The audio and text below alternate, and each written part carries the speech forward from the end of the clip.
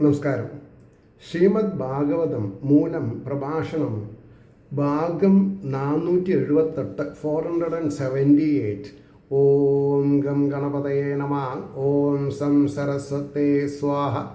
ഓം ശ്രീ ഗുരുഭ്യോ നമഃ. ഓം ശ്രീ രംഗനാഥ ശർമ്മണേ നമഃ. നാരായണ നാരായണ നാരായണ നാരായണ നാരായണ നാരായണ നാരായണ നാരായണ നാരായണ നാരായണ നാരായണ. ഓം ശ്രീകൃഷ്ണാർപ്പണമസ്തു. ഓം ശ്രീകൃഷ്ണായ പരബ്രഹ്മണേ നമഃ. ഓം ശ്രീകൃഷ്ണായ പരമാത്മനേ നമഃ. ഹരേ രാമ രാമ രാമ ഹരേ ഹരേ. ഹരേ കൃഷ്ണ കൃഷ്ണ കൃഷ്ണ ഹരേ ഹരേ. ഓം ശ്രീ രുക്മിണി സത്യഭാമ സമേത ശ്രീ ഗോപാലകൃഷ്ണസ്വാമിനേ നമഃ. ശ്രീമദ് ഭാഗവതം പഞ്ചമസ്കന്ധം 11-ാം അധ്യായത്തിൽ 11-ാമത്തെ ശ്ലോകമാണ് തുടങ്ങേണ്ടത്. ശ്ലോകം ഇങ്ങനെയാണ്: ദ്രവ്യസ്വഭാവാശയകർമ്മകാലേ ഏകാദശാം ഈ മനസോ വികാരാം സഹസ്രശതശഃ കോടിശ്ച ക്ഷേത്രജ്ഞതോ നമിധോ ന സ്വദസ്യു. ഇവിടെ വാക്കർത്ഥം പറയുമ്പോൾ ദ്രവ്യങ്ങൾ, സ്വഭാവം, ആശയം, കർമ്മം, കാലം എന്നിവ ഹേതുവായിട്ട് ദ്രവ്യങ്ങൾ, സ്വഭാവം, ആശയം, കർമ്മം, കാലം എന്നിവ ഹേതുവായിട്ട് മനസ്സിൻ്റെ ഈ 11 വികാരങ്ങൾ അനേകം നൂറായിട്ടും അനേകം ആയിരമായിട്ടും അനേകം കോടിയായിട്ടും ഭവിക്കും. മനസ്സിന് എന്തൊക്കെ വിചാരധാരകളാണെന്നുള്ളത് പറയാൻ പറ്റില്ല. കോടിക്കണക്കിൽ വരുന്ന പറഞ്ഞത്. അന്യോന്യം ചേർന്നിട്ടല്ല, സ്വതേ ഉണ്ടാവുകയുമല്ല, ക്ഷേത്രജ്ഞനിൽ നിന്നുണ്ടായതാണ്. ക്ഷേത്രജ്ഞൻ എന്ന് പറഞ്ഞാൽ ആത്മാവിൽ നിന്നുണ്ടായിട്ടുള്ളതാണെന്നാണ് പറഞ്ഞത്.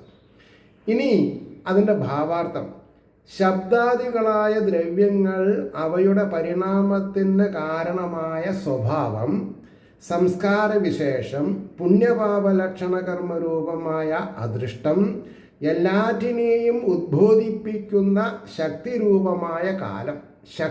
കാലത്തിനാണ് ശക്തി, കാലബലം ഇല്ലേ? അപ്പോൾ കാലം എന്നിവ ഹേതുവായിട്ട് മനസ്സിൻ്റെ മുൻപറഞ്ഞ 11 വൃത്തികൾ എത്രയോ നൂറായിട്ടും ആയിരമായിട്ടും കോടിയായിട്ടും ഭവിക്കും. അവ സ്വതയുള്ളവയല്ല, അന്യോന്യം ചേർന്നുണ്ടാകുന്നവയല്ല. അനന്തശക്തിയായ ഈശ്വരൻ്റെ സന്നിധാനം നിമിത്തം വാസനാരൂപമായ അന്ധകരണത്തിലുള്ളവ എൻ്റേതെന്ന ഭാവത്തിൽ വിളങ്ങുകയാകുന്നു. ശരിക്ക് നമ്മുടെ അല്ല അത്, നമുക്ക് ആവശ്യമില്ല. നമ്മളതിൻ്റെ കർത്തൃത്വവും ഭോക്തൃത്വവും എടുക്കേണ്ട ആവശ്യമില്ല എന്നാണ് പറഞ്ഞത്. അടുത്ത ശ്ലോകം 12.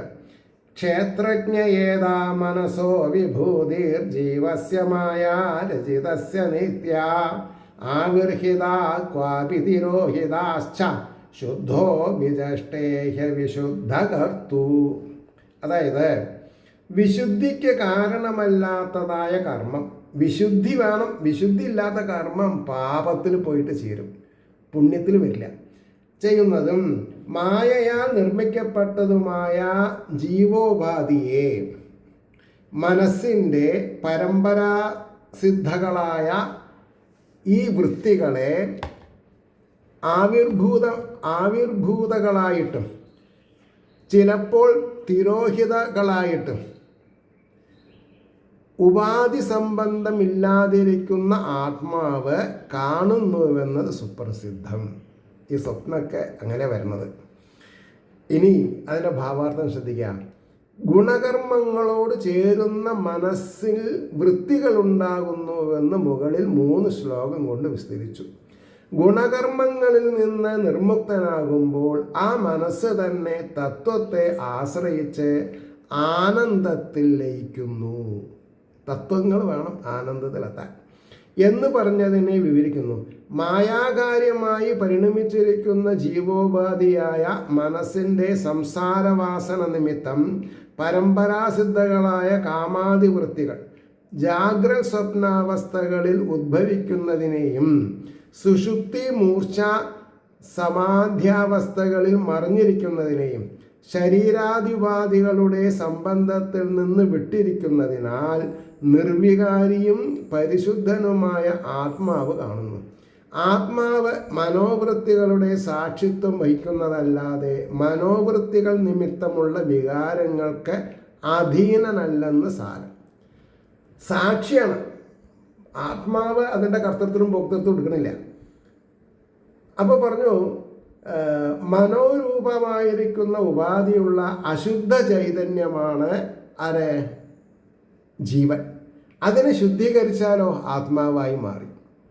അതിൻ്റെ സാക്ഷിയായ ശുദ്ധ ചൈതന്യം ആത്മാവ് എന്ന് ധരിക്കണം. ഇതൊക്കെ നമ്മുടെ നന്മയ്ക്ക് വേണ്ടിയിട്ടാണ് പറഞ്ഞത്, ഈശ്വരന് വേണ്ടിയിട്ടല്ല. അടുത്തത് 13ാമത്തെ ശ്ലോകം പറയുന്നു, ക്ഷേത്രജ്ഞ ആത്മാ പുരുഷ പുരാണ സാക്ഷാൽ സ്വയം ജ്യോതിരജ പരേശ. ഈ പരമാത്മാവ് ആത്മാവ് എങ്ങനെയാണ്? പുരുഷ പുരാണ സാക്ഷാൽ സ്വയം ജ്യോതിരജ പരേശ നാരായണോ ഭഗവാൻ വാസുദേവ സ്വമായയാ ആത്മന്യവധീയമാന. ക്ഷേത്രത്തെ അറിയുന്നവൻ, അതായത് ശരീരത്തെ അറിയാം, വ്യാപകൻ, അന്ധകരണത്തിൽ വസിക്കുന്നവൻ, അന്ധകരണത്തിൽ ചിതാകാശ ഗുഹയിൽ അപ്പോൾ അന്ധകരണത്തിൽ വസിക്കുന്നവൻ, സർവകാരണഭൂതൻ, സ്വതേ പ്രകാശമുള്ളവൻ, ജന്മാതിരഹിതൻ, ബ്രഹ്മാദികൾക്കും ഈശ്വരൻ, ജീവസമൂഹത്തെ വ്യാപരിപ്പിക്കുന്നവൻ, ഐശ്വര്യപരിപൂർണൻ, സർവഭൂതങ്ങൾക്കും ആശ്രയഭൂതൻ, സ്വശക്തി കൊണ്ട് ജീവനിൽ അവസ്ഥിതി ചെയ്യുന്നവൻ. ജീവൻ നമ്മുടെ ശരീരത്തിൽ ഇത്രയും വലിയ ആൾക്കാരുണ്ട് എന്ന് പറഞ്ഞിട്ടാണ് നമ്മളെ തൊട്ടുകൂടായ്മയും അതും ഇതൊക്കെ നമ്മൾ പറഞ്ഞതല്ലേ. ഇനി അതിൻ്റെ ഭാവാർത്ഥം പറയണം. ക്ഷേത്രജ്ഞൻ്റെ സ്വരൂപത്തെ വിവരിക്കുന്നു. ക്ഷേത്രജ്ഞൻ രണ്ടു വിധം. ത്വം എന്ന പദത്തിൽ വാച്യാർത്ഥമായിരിക്കുന്ന ജീവൻ എന്നും തത്പദത്തിൻ്റെ വാച്യാർത്ഥമായ ഈശ്വരൻ എന്നും നാമധേയത്താൽ പറയപ്പെടുന്നു. അതിൽ ജീവസ്വരൂപത്തെ മുമ്പ് പറഞ്ഞിട്ടുണ്ട്. ഈ പദ്യം മുതൽക്ക് ഈശ്വര സ്വരൂപത്തെ വിവരിക്കുന്നു. ശരീരേന്ദ്രിയാദികളുടെ സർവവ്യാപാരങ്ങളെയും അറിയുന്നത് കൊണ്ട് ക്ഷേത്രജ്ഞൻ. ശരീര ഇന്ദ്രിയാദികളുടെ, അതുകൊണ്ടാണ് ക്ഷേത്രജ്ഞൻ എന്നുള്ള പേര് വന്നത്. എന്നും എങ്ങും വ്യാപരിച്ചിരിക്കുന്നതിനാൽ ആത്മാവ് എന്നും. ആത്മാവ് എന്ന് പറയാൻ എന്താ കാരണം? എങ്ങും വ്യാപിച്ചിരിക്കുന്നുണ്ട്. സകല ജഗത്തിൻ്റെ കാരണഭൂതനാകയാൽ പുരാണൻ എന്നും എങ്ങും നിറഞ്ഞിരിക്കുന്നതിനാൽ പുരുഷൻ എന്നും അനുഭവരൂപേണ എല്ലാവരിലും പ്രകാശിക്കുന്നത് കൊണ്ട് സാക്ഷാത്തായി പ്രകാശിക്കുന്നവൻ എന്നർത്ഥമായ സാക്ഷാൽ സ്വയം ജ്യോതിസ് എന്നും ജനനമരണാദികളിൽ ഇല്ലാത്തതിനാൽ അജൻ എന്നും ബ്രഹ്മാദികളുടെ ഈശ്വരനാകയാൽ പരേശൻ എന്നും ജീവസമൂഹത്തെ അവരവരുടെ സമുചിത കർമ്മങ്ങളിൽ ഏർപ്പെടുത്തുന്നവനായകയാൽ നാരായണൻ എന്നും. ആ നാരായണനെ ഇവിടെ പിരിച്ചു പറയണ്ടേ. നാരം എന്ന് പറഞ്ഞാൽ ജീവസമൂഹം, അയനം എന്ന് പറഞ്ഞാൽ നിയമനം. അപ്പം സർവഭൂതങ്ങളുടെയും ആശ്രയഭൂതനായതുകൊണ്ട് വാസുദേവൻ, സർവജീവങ്ങളുടെയും ആശ്രയഭൂതൻ വാസുദേവൻ എന്നും സർവൈശ്വര്യ പരിപൂർണനായതുകൊണ്ട് ഭഗവാൻ എന്നും സ്വാധീനനായിരിക്കുന്ന മായയെ ആശ്രയിച്ചിട്ട് ജീവസമൂഹത്തിൽ നിയന്താവായിട്ട് വിളങ്ങുന്നവൻ എന്നും പറയപ്പെടുന്നവൻ ഈശ്വരനാകുന്നു എന്ന് പറഞ്ഞു. ഒരു 3 പ്രാവശ്യമൊക്കെ ഈ ആഖ്യാനം വായിച്ചാലേ ശരിക്കും മനസ്സിലാവുള്ളൂ കേട്ടോ. ഇനി ശ്ലോകം 14. യഥാനില സ്ഥാവരജംഗമാനാം ആത്മസ്വരൂപേണ നിവിഷ്ട ഈഷേത് ഏവം പരോ ഭഗവാൻ വാസുദേവ ക്ഷേത്രജ്ഞ ആത്മേതമനുപ്രവിഷ്ട. അതായത് വായു സ്ഥാവരങ്ങളുടെയും ജംഗമങ്ങളുടെയും ഉള്ളിൽ സ്വന്തം രൂപത്തോടുകൂടി പ്രവേശിച്ചവനായിട്ട് ഏതുവിധം നിയമനം ചെയ്യുന്നുവോ ഇപ്രകാരം പ്രപഞ്ചാതീതനും ഐശ്വര്യപൂർണനും സർവാധാരഭൂതനും സർവസാക്ഷിയും വ്യാപകനുമായവൻ ഈ ലോകത്തെ അനുപ്രവേശിച്ചിരിക്കുന്നു എന്ന് പറഞ്ഞു. ഇനി അതിൻ്റെ ഭാവാർത്ഥം പറയണു. ഈശ്വരൻ്റെ സർവവ്യാപകതയെയും നിയന്ത്രിത്വത്തെയും ദൃഷ്ടാന്തപൂർവം ഉപദേശിക്കുന്നു. എങ്ങും വ്യാപിച്ചിരിക്കുന്ന വായു പ്രാണസ്വരൂപനായിട്ട് ചരാചരങ്ങളുടെയും ഉള്ളിൽ പ്രവേശിച്ചിട്ട് അവയെ നിലനിർത്തുകയും പ്രവർത്തിപ്പിക്കുകയും ചെയ്യുന്നത് പോലെ പ്രപഞ്ച സംബന്ധമില്ലാത്തവനും സർവൈശ്വര്യപരിപൂർണനും സർവ ആധാരനും സാക്ഷിയുമായിരിക്കുന്ന ഈശ്വരൻ സർവാന്തരനായിട്ട് ഈ ജഗത്തിൽ പ്രവേശിക്കുകയും സകലത്തെയും നിയമിക്കുകയും ചെയ്യുന്നു. ഉള്ളിലും പുറത്തും എങ്ങും എപ്പോഴും നിരന്തരമായിരിക്കുന്ന പരിപൂർണ ചൈതന്യത്തിന് പ്രവേശമോ നിർഗമനമോ ഒരു കാലത്തുമില്ല. ജഡവസ്തുക്കളായ ശരീര ഇന്ദ്രിയാദികൾ ആ പരിപൂർണ ചൈതന്യത്തിൻ്റെ സാന്നിധ്യം നിമിത്തം പ്രവർത്തിക്കുന്നത് കൊണ്ട് മാത്രമാണ് പ്രവിഷ്ടൻ എന്ന് പറഞ്ഞിരിക്കുന്നത് എന്ന് പറഞ്ഞു. ഇനി 15-ാമത്തെ ശ്ലോകമാണ് പറഞ്ഞത്. 15-ാമത്തെ ശ്ലോകം എന്താ പറഞ്ഞത്? നയാവദേതാം തനുഭൃന്നരേന്ദ്ര വിധൂയമായാം വയുനോദയേനാം വിമുക്തസംഗോജിതഷത്പരിജിതഷത്സപത്നോ വേദാത്മതത്വം ഭ്രമദീഹതാവത്. അതായത്, രാജാവേ, ദേഹി ഈ മായയെ ജ്ഞാനോത്പത്തി കൊണ്ട് അറിവ് തുടങ്ങിയാൽ നീക്കിക്കളഞ്ഞിട്ട് സംഘത്തിൽ നിന്ന് വിട്ടവനും 6 ശത്രുക്കളെ ജയിച്ചവനുമായിട്ട്, അതാരാ? കാമക്രോധ മത മത്സര ലോഭം ഭയം. ആത്മസ്വരൂപത്തെ ഏതുവരെ അറിയാതിരിക്കുന്നുവോ അതുവരെ സംസാരത്തിൽ ഭ്രമിക്കുന്നു. സംസാരത്തിൽ ഭ്രമം, അതാണ് ഈ കർക്കം. ഇനി അതിൻ്റെ ഭാവാർത്ഥാണ് പറഞ്ഞത്. ആത്മാവിന് സംസാരബന്ധമില്ല, ജീവന് മാത്രമേ ഉള്ളൂ. സംസാരം മിഥ്യയാകുന്നു എന്ന് മുകളിൽ 2 ശ്ലോകം കൊണ്ട് ഉറപ്പിച്ച ശേഷം സംസാരബന്ധത്തിൽ നിന്ന് വിട്ടുപോവാനുള്ള മാർഗം ഉപദേശിക്കുന്നു. ഹേ രാജാവേ, അതായത് ഇതാരാ പറഞ്ഞത്? ബ്രാഹ്മണൻ ജഡഭരതൻ, എന്താ പറയുക, അയാളുടെ പേര് മറക്കാണ്.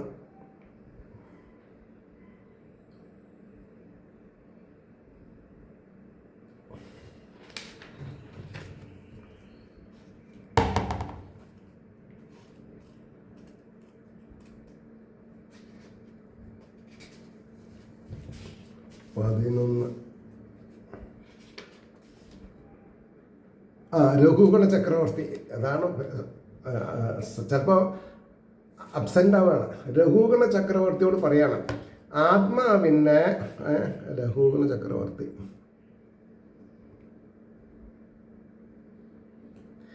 അപ്പോൾ, ഹേ രാജാവേ, ശരീരത്തെ ധരിച്ചിരിക്കുന്ന ഏതൊരുവനും ജ്ഞാനോദയത്താൽ ശരീര ഇന്ദ്രിയാദികളിൽ ആത്മഭാവത്തെ ജനിപ്പിക്കുന്ന അവിദ്യയെ, മായയെ, അജ്ഞാനത്തെ, അപ്പം മായ എന്ന് പറഞ്ഞാലും അജ്ഞാനം എന്ന് പറഞ്ഞാലും അവിദ്യ എന്ന് പറഞ്ഞാലും ഒന്ന് തന്നെയാണ്. അപ്പോൾ പറഞ്ഞു, ജനിപ്പിക്കുന്ന അവിദ്യയെ, മായ, അജ്ഞാനത്തെ നശിപ്പിക്കണം. സകല വിഷയങ്ങളിൽ നിന്നും വിട്ടിരിക്കണം. കാമാദികളായ 6 വൃത്തികളാണ് ആത്മസ്വരൂപത്തെ മറയ്ക്കുന്ന ശത്രുക്കൾ എല്ലാവർക്കും. അവയെ ജയിക്കണം. സച്ചിദാനന്ദ സ്വരൂപമായ ആത്മാവിനെ അപരോക്ഷമായി അറിയണം. ഏതു കാലം വരെ ഈ അറിവ് ഉണ്ടാകാതിരിക്കുന്നുവോ ആ കാലം വരെ ജീവൻ ഈ സംസാരത്തിൽ ഓരോ ശരീരങ്ങളെ ധരിക്കും. അവയെ ഉപേക്ഷിച്ച് സ്വർഗ നരകാദി ലോകങ്ങളിൽ പ്രവേശിക്കുകയും ചെയ്യുന്നു എന്നാണ് പറഞ്ഞത്. ഇനി 16-ാമത്തെ ശ്ലോക പറഞ്ഞത്. നയാവതേ തന്മന ആത്മലിംഗം സംസാരതാപാവനം ജനസ്യാം യശോകമോഹമയ രാഗലോഭ വൈരാനുബന്ധം മമതാം വിധത്തെ. എന്താ അതിന് വാക്കാർത്ഥം പറയാം?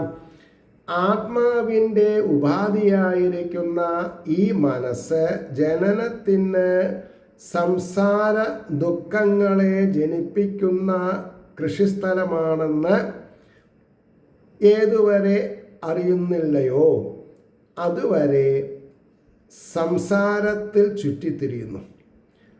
യാതൊരു മനസ്സ് ദുഃഖത്തെയും മോഹത്തെയും ആമയം രോഗത്തെയും ആഗ്രഹത്തെയും തൃഷ്ണയെയും പരസ്പര ദ്വേഷഭാവത്തെയും എൻ്റേതെന്ന ഭാവത്തെയും ഉണ്ടാക്കി തീർക്കുന്നു എന്ന് പറഞ്ഞു. അതാണ് പ്രശ്നം. ഉണ്ടാക്കി തീർക്കുക, പ്രശ്നങ്ങൾ ഉണ്ടാക്കി തീർക്കുക. അത് കഴിഞ്ഞിട്ട് അതിൻ്റെ ഭാവാർത്ഥാണ് പറയേണ്ടത്. ജീവോപാധിയായിരിക്കുന്ന ഈ മനസ്സാണ് സകല ജനങ്ങൾക്കും സംസാര ദുഃഖത്തെ ജനിപ്പിക്കുന്ന മൂലസ്ഥാനം എന്ന് അറിയാതിരിക്കുന്നിടത്തോളം കാലം ജനനമരണരൂപമായ സംസാര സമുദ്രത്തിൽ നിന്ന് കരകയറുകയില്ലെന്നറിയുക. എന്തുകൊണ്ടെന്നാൽ ആ മനസ്സിൻ്റെ സ്വഭാവം തന്നെ ദുഃഖാദികളെയും അതിന് കാരണമായിരിക്കുന്ന എൻ്റേത് എന്നുള്ള ഭാവത്തെയും ജനിപ്പിക്കുക എന്നതാകുന്നു. ശരീരാദിഭാവങ്ങളിൽ അഭിമാനിക്കുക നിമിത്തം ശരീര സുഖഹേതുക്കളായ പദാർത്ഥങ്ങളുടെ നാശത്തിൽ ശോകം, ഇന്നത് ചെയ്യാം ഇന്നത് ചെയ്തുകൂടാ എന്നുള്ള നിയമമില്ലായ്മയാകുന്ന മോഹം, അധർമ്മം നിമിത്തം രോഗികൾ പദാർത്ഥങ്ങളിൽ താല്പര്യം ഉണ്ടായതു പോരാ ഇനിയും അധികം വേണം എന്ന് വിചാരമാകുന്ന ലോഭം, അതിനെ വിരോധിക്കുന്നവരിൽ മത്സരം എന്നിവയെയും ശരീരം ഗൃഹധനാദികൾ ഇവയിൽ മമതയെയും ജനിപ്പിക്കുകയും എന്നത് മനസ്വഭാവമാകുന്നു. ഈ മനസ്സാണ് ശത്രു എന്ന് അറിയാത്തത് കൊണ്ടാണ് സംസാര ബന്ധം നശിക്കാതിരിക്കുന്നത് എന്ന് പറഞ്ഞു. ഇനി ഈ 11-ാം അധ്യായത്തിലെ അവസാനത്തെ ശ്ലോകം, 17-ാമത്തെ ശ്ലോകം അവസാനത്തെ ശ്ലോകമാണ്. എന്താ? ഭ്രാതൃവ്യമേനം തദഭ്രവീര്യം ഉപേക്ഷയധ്യേദീമപ്രമത്ത ഗുരോർഹരേശ്ചരണോപസാസനാത്രോ ജഹി വ്യളീകം സ്വയമാത്മമോക്ഷം. ഇതിന് വാക്കാർത്ഥം പറയണത്,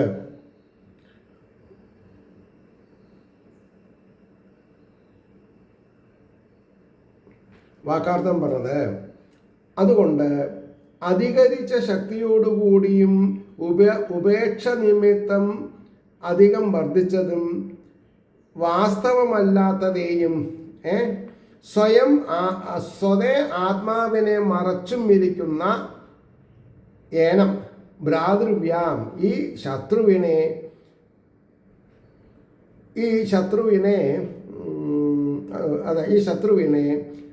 ഗുരുവാകുന്ന ഹരിയുടെ ചരണോപാസന പാദസേവയാകുന്ന അസ്ത്രങ്ങളോടുകൂടിയവനും അപ്രമത്ത ശ്രദ്ധയായിരിക്കുന്നവനുമായിട്ട് വിധിച്ചാലും എന്നാണ് പറഞ്ഞത്. ഇനി അതിൻ്റെ ഭാവാർത്ഥത്തോടു കൂടിയിട്ട് ഈ അധ്യായം കഴിയും. തത്വം ഉപദേശിച്ച ശേഷം ഇനി ചെയ്യേണ്ട കാര്യത്തെ ഉപദേശിക്കുന്നു. മനസ്സാണ് പരമാർത്ഥത്തിൽ ശത്രു. അതാണ് നമ്മൾ മനസ്സിലാക്കേണ്ടത്. ആ ശത്രുവിനെ കാര്യമാക്കാതെ വിട്ടതുകൊണ്ട് വല്ലാതെ ശക്തി വർദ്ധിച്ചുമിരിക്കുന്നു. സ്വതേ തന്നെ വലുതായ പരാക്രമം ആ ശത്രുവിനുണ്ട്. വാസ്തവത്തിൽ സ്വരൂപം തന്നെ ഇല്ലാത്ത മിഥ്യാഭൂതനാണ് ഈ ശത്രു എങ്കിലും ആത്മാവിനെ തന്നെ മറയ്ക്കുന്നതായ മഹാ അപരാധത്തെ ചെയ്യുന്നവനാകയാൽ ആ ശത്രുവിനെ നശിപ്പിക്കുന്ന കാര്യത്തിൽ അതിശ്രദ്ധയുള്ളവനായിരിക്കുക.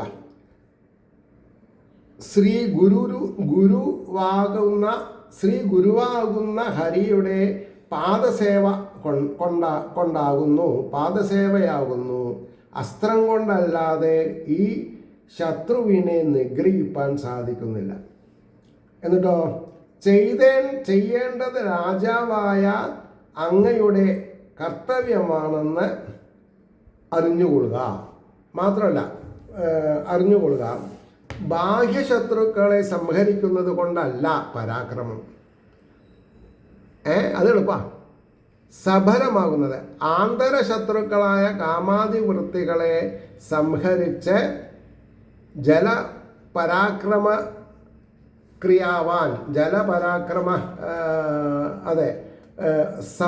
സബല പരാക്രമിയാവാൻ ഗുരുവായ ഭഗവാനെ സമാശ്രയിച്ചാലും എന്ന് ഉപദേശസാരം എന്ന് പറഞ്ഞു. ഇതി ശ്രീമദ് ഭാഗവതേ മഹാപുരാണേ പഞ്ചമസ്കന്ധേ ബ്രാഹ്മണ രഘുഗണ സംവാദേ നാമ ഏകാദശോധ്യായഃ. സർവത്ര ഗോവിന്ദനാമ സങ്കീർത്തനം. ഗോവിന്ദ ഗോവിന്ദ. അവിടെ നിർത്താം.